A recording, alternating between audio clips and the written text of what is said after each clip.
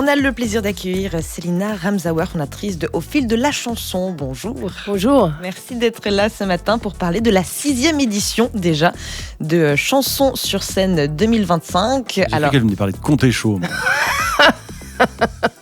Et voilà, c'est reparti. Ouais. On peut jamais être sérieux ici. Pardon. Je vais me faire un thé de menthe. Donc moi, je pose les vraies questions, c'est ça ? C'est ça. Alors, qu'est-ce que Chansons sur scène ? C'est la 6e édition, mais on peut peut-être rappeler pour démarrer le principe. Alors, Chansons sur scène découle de Au fil de la chanson, qui a été fondée en 2017. Chansons sur scène, l'idée est assez simple finalement, c'est de travailler sur les 3 axes de la chanson. Le texte, la composition et l'interprétation sur un temps donné, c'est-à-dire un temps très rétréci qui se trouve être actuellement sur une semaine. L'idée, c'est de se faire rencontrer des personnes qui n'ont jamais été quasiment, en tout cas pour la majorité, qui ne se connaissent pas et qui vont dès le premier jour travailler sur ces 3 axes de la chanson. C'est-à-dire que c'est autant pour quelqu'un qui a l'habitude d'écrire des textes et qui tout à coup va se retrouver un petit peu malgré elle, malgré lui, dans le processus à composer ou à interpréter également. Donc c'est vraiment de se servir entre guillemets des énergies de chacune et de chacun à un moment donné pour créer ensemble. C'est le love story de la chanson, quoi. Je sors. Ouais, mais c'est... Il n'y a pas la piscine. Il n'y a pas la piscine, mais il y a bien d'autres choses bien plus sympathiques. Alors, quel est le niveau nécessaire pour participer ? Est-ce qu'il faut déjà être monté sur scène ou pas forcément ? Non, du tout, parce que vraiment, le concept est vraiment axé prioritairement sur la création. Nous, ce qui nous intéresse, c'est vraiment, on travaille en collaboration d'ailleurs avec l'EJMA Vallée, donc il y a un certain nombre de coachs, notamment Nicolas Fardel et Christian Dsuffré, qui viennent de l'EJMA Vallée. Et je sais plus ce que je voulais dire. Non, ce qui nous intéresse vraiment, c'est de travailler la matière. Moi, je leur dis toujours, ok, il y a la scène en finalité, mais le plus important, c'est vraiment le travail qui est développé pendant la semaine, c'est la création des chansons ensemble. On en est à la 6e édition, on l'a dit. Durant les 5 premières, est-ce que vous avez pu remarquer des profils de musiciens qui se démarquaient ou est-ce qu'il y a vraiment de tout ?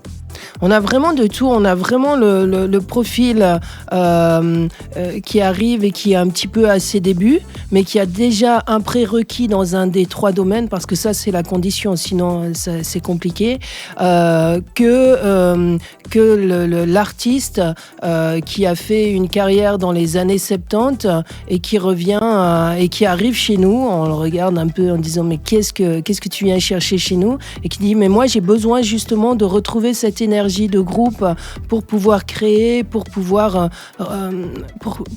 me confronter aussi et remettre en place une certaine énergie pour cette création. Ce que j'ai envie de dire aussi, c'est que même moi, après 30 ans de travail. Vous les faites pas. Merci. Vous pouvez rentrer. Je veux dire, c'est le même processus tout le temps. On est toujours en train d'apprendre, et c'est ça qui est génial avec la chanson, c'est qu'on n'a jamais fini d'écrire la plus belle chanson. Donc ce processus de se retrouver avec d'autres auteurs, compositeurs, de toute façon, et même interprètes, de toute façon, on est toujours en train d'apprendre, et c'est ce qui est génial avec ce processus. On va parler de la première étape déjà de Chansons sur scène 6e édition. Ça aura lieu le samedi 10 mai. On va également parler de la suite avec vous, Célina Ramzaouer, dans quelques minutes. On vous retrouve, Célina Ramzaouer, pour continuer notre découverte de la 6e édition de Chansons sur scène. Alors après avoir rappelé le concept, plongeons-nous dans les prochaines deadlines. La suivante, c'est le samedi 10 mai. C'est, disons, la date limite pour envoyer nos candidatures, notre volonté de participation. C'est ça ? Exactement, la date limite plus précisément c'est le 9 mai à midi où effectivement les inscriptions se terminent, et pour la sélection qui démarre le 10 mai au matin. Qu'est-ce qu'on vous envoie concrètement ? On envoie une note audio, on doit avoir un projet qui est bien finalisé, qui est enregistré en studio. Qu'est-ce que vous demandez ? Du tout.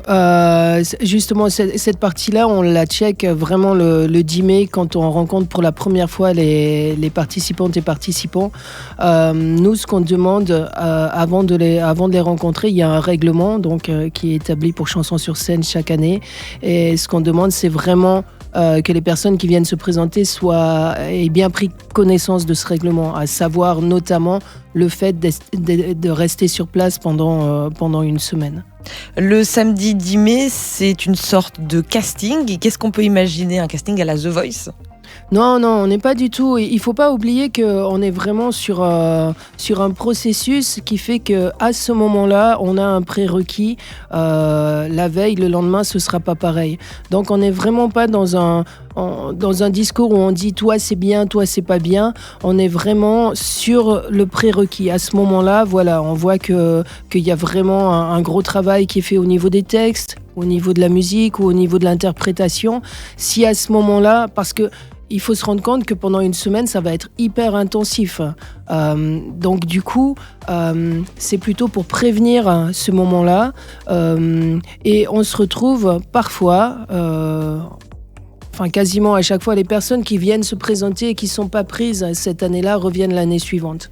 Mais à ce moment-là, on n'est vraiment pas sur un critère de dire toi c'est bien, toi c'est pas bien. C'est vraiment à ce moment-là, ok, on voit que c'est possible de travailler ensemble sur soit sur le texte, la composition, l'interprétation. Quand est-ce qu'on pourra avoir le résultat de tout ça ?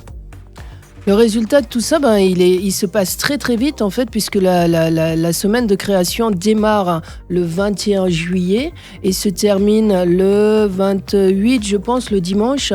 Et donc, ça s'articule de la manière suivante. Dès la première journée, ils ont écrit leur première chanson. Au milieu de la semaine, d'autres coachs arrivent pour travailler sur la partie arrangement des morceaux. Et le samedi, il y a le premier concert, le dimanche, le deuxième. Le premier concert a lieu en général à la place du Séquoia à Sierre. Et on profite de cette journée aussi pour faire revenir les anciennes chansons sur scène, pour qu'ils viennent découvrir les nouveaux, pour qu'ils puissent se rencontrer. Parce que notre but, c'est aussi que au-delà du processus, ça continue de travailler ensemble. Et nous, régulièrement, on les recontacte en leur disant « Bon, alors, qu'est-ce qui se passe ?» Et ma plus grande fierté, c'est vraiment de voir que tous les participants aujourd'hui ont des projets en cours, soit des sorties d'albums, soit des spectacles, et que ça continue. Parce que l'idée, c'est vraiment de creuser au plus profond et que cette énergie qui est développée pendant cette semaine puisse perdurer. Vous savez, un peu comme cette... Là, elle va envoyer une vanne. Je vois venir, le petit sourire en coin. Laisse présager. Non, mais c'est cette petite chose qui fait que quand on est en train de créer et qu'on se dit « Waouh, c'est compliqué », encore une fois, quoi, on est tous à la même enseigne pour ça. Faut pas croire, il n'y a pas de miracle. Et on peut se rappeler de ce moment-là et se dire « Oh, à ce moment-là, il s'est passé ça, j'ai eu tel sentiment » et ça peut aider justement pour continuer, pour se remettre en selle de création. Ouais. Ouais, c'est vraiment un super concept qui permet donc de se rencontrer et de créer ensemble. Chanson sur scène, 6e édition, si vous souhaitez y participer. Plus d'infos sur cours-selinaramsauer.com. Merci beaucoup d'avoir été avec nous ce matin. À bientôt. Merci à vous, à bientôt.